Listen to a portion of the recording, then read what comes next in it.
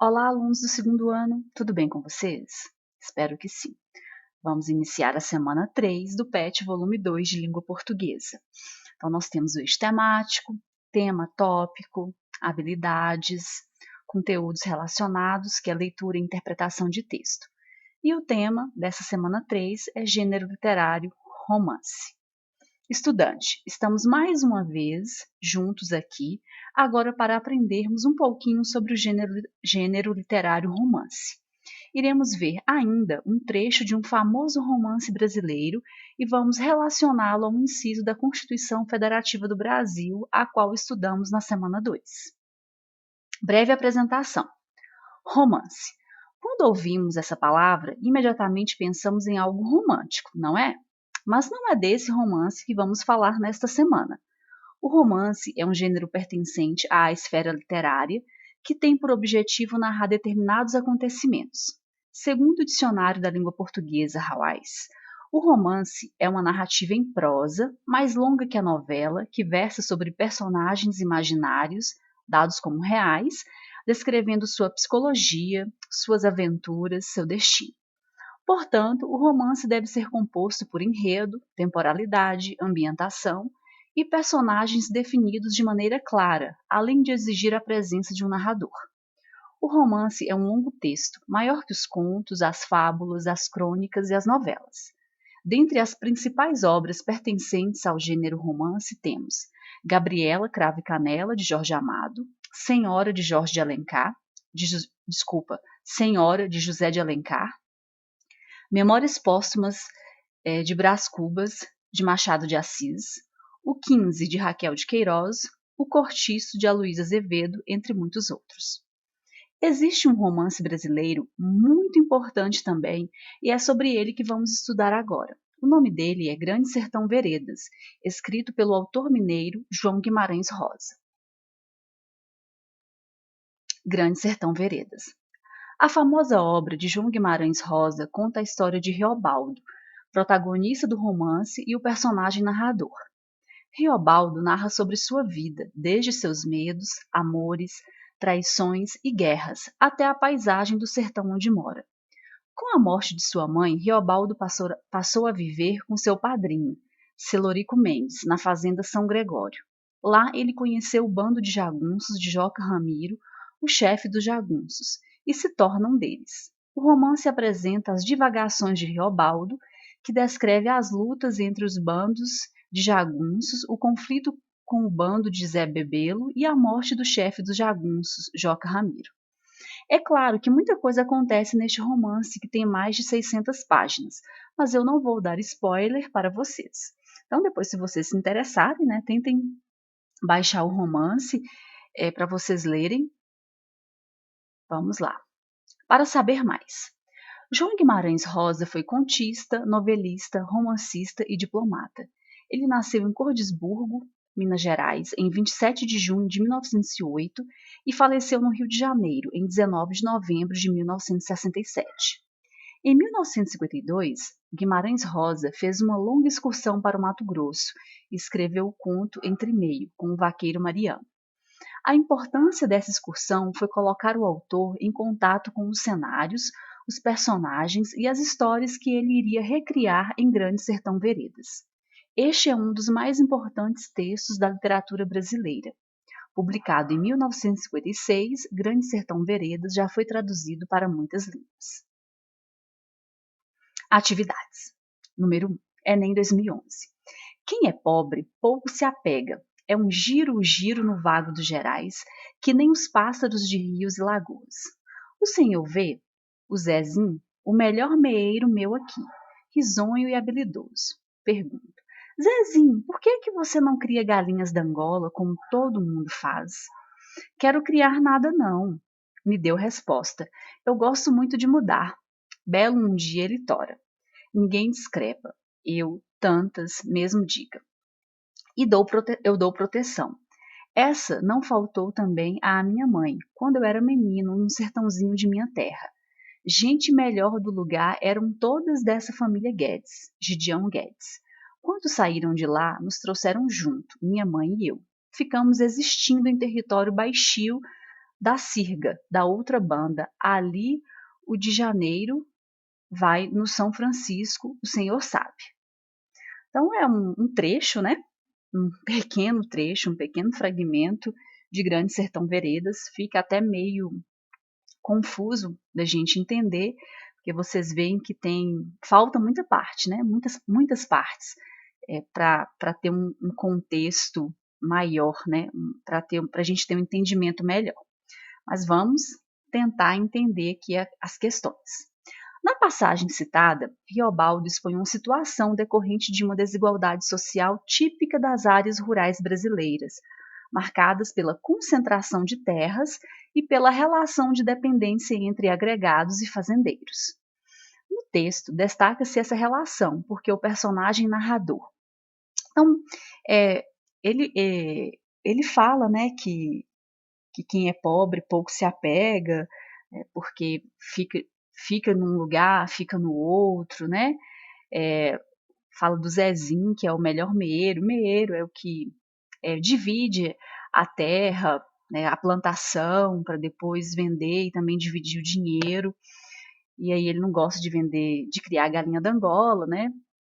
Ele fala, por que não faz como todo mundo faz? Ah, eu não gosto de criar, porque ele gosta de mudar, né? Ele dá proteção. E essa não faltou também à minha mãe, né? Que ele deu proteção. Então, vamos ver se a gente consegue interpretar.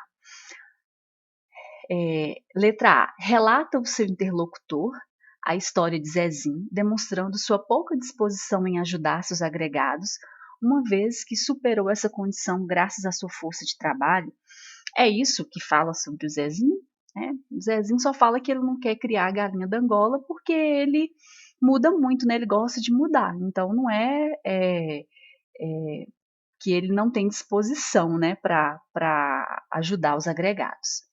Descreve o processo de transformação de um meeiro, espécie de agregado, em proprietário de terra. Chega a falar que o Zezinho transforma-se em proprietário. Denuncia a falta de compromisso e a desocupação dos moradores que pouco se envolvem no trabalho da terra. Está denunciando falta de compromisso? Está falando que os moradores são desocupados, né? Não preocupam com a lida, com o trabalho. Letra D. Mostra como a condição material da vida do sertanejo é dificultada pela sua dupla condição de homem livre e ao mesmo tempo dependente. Ele é um homem livre, o sertanejo é um homem livre, só que ele é dependente do trabalho, né? Mesmo que ele goste de mudar, ele tem que trabalhar porque é a necessidade, ele precisa sustentar a família, se sustentar. Letra E. Mantém um distanciamento narrativo condizente com sua posição social de proprietário de terra. Ele se afasta dos agregados, né, do meeiro, porque ele é o proprietário. Então, vamos tentar aí analisar, né, a fala do Riobaldo, que na passagem, né, é o Riobaldo que fala, que ele é o narrador, personagem do Grande Sertão Veredas. E aí ele fala, né, um pouco do Zezinho, né, ele narra, quem é pobre pouco se apega, é um giro-giro no vago dos gerais, que nem os pássaros de rios e lagos. E aí ele cita um pouco sobre o Zezinho, né, que para ele é o melhor meeiro que ele tem lá, que é risonho, habilidoso, né? Mas é aquele que não gosta de ficar num lugar só. Então, acredito eu que dei para vocês tirarem a conclusão, né, de qual seria a alternativa correta, de acordo com a passagem citada, né, onde Riobaldo fala um pouco e cita um pouco sobre Zezinho. Número 2. Leia o texto 1 e o texto 2 para responder o que se pede. Texto 1. Hein? O que mais penso, testo e explico? Todo mundo é louco. O Senhor, eu, nós, as pessoas todas. Por isso é que se carece principalmente de religião, para se desendoidecer, desdoidar. Reza que é sara da loucura. No geral, isto é que é a salvação da alma. Muita religião, seu moço. Eu cá não perco a ocasião de religião. Aproveito de todas. Bebo água de todo o rio. Uma só para mim é pouca, talvez não me chegue. Rezo cristão, católico, embrenho acerto e aceito as preces de compadre meu Quelemem. doutrina dele, de Kardec, né? De Kardec. Mas, quando posso, vou no Mindubim, onde Matias é crente, metodista. A gente se acusa de pecador, lê alto a Bíblia e ora, cantando hinos belos deles. Tudo me quieta, me suspende. Qualquer sombrinha me refresca, mas é só muito provisório. Eu queria rezar o tempo todo. Muita gente não me aprova. Acham que lei de Deus é privilégios, invariável. E eu, bof, detesto. O que sou? O que faço, o que quero, muito curial. E em cara de todos faço, executado. Eu não tresmalho. Há ainda, né, um fragmento do Grande Sertão Veredas. Vocês veem que é uma linguagem um pouco diferente, né, do que a gente está acostumado, porque é um livro antigo, né? Então ele não é de uma linguagem atual, mas dá para a gente entender, né? Fala aí de uma pessoa que não tem uma religião só. Ele crê em todas e ele aproveita de todas, né? E muitos não aprovam, mas ele não se importa, né? Ele faz o que ele acha que é o certo. Texto 2, artigo 5º. Inciso 6. É inviolável a liberdade de consciência e de crença, sendo assegurado o livre exercício dos cultos religiosos e garantida na forma da lei a proteção aos locais de culto e às suas liturgias. O texto 1 e o texto 2 têm a temática em comum? Qual é essa temática?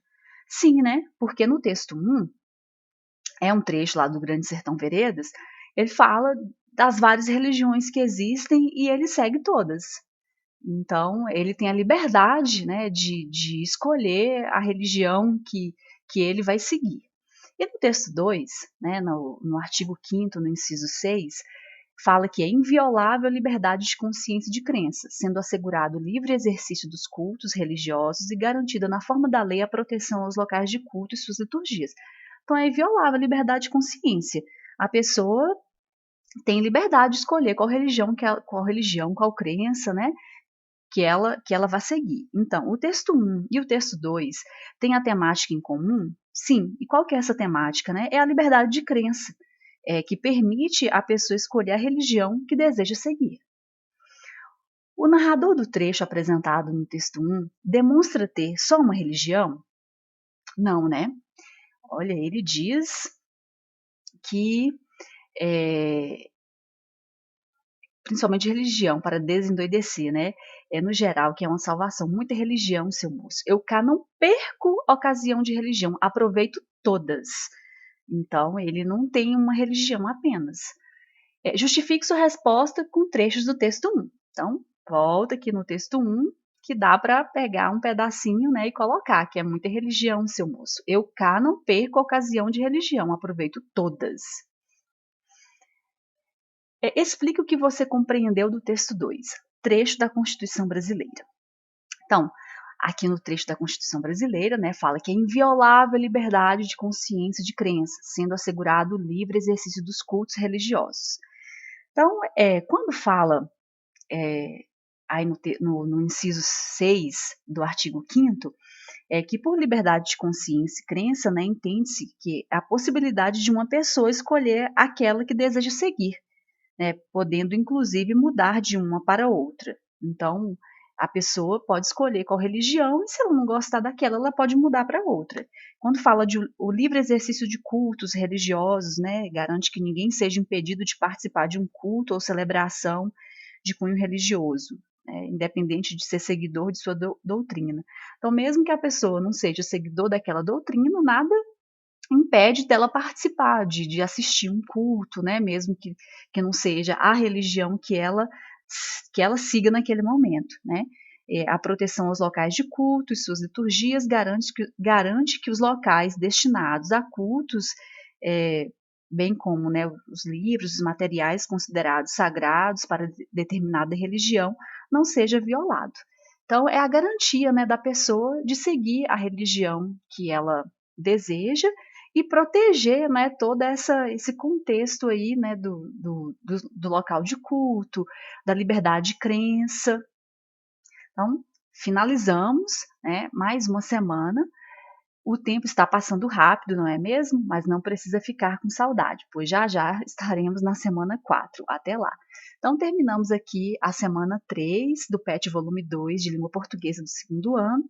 Espero ter contribuído com vocês e fica aqui o meu forte abraço e até a próxima semana.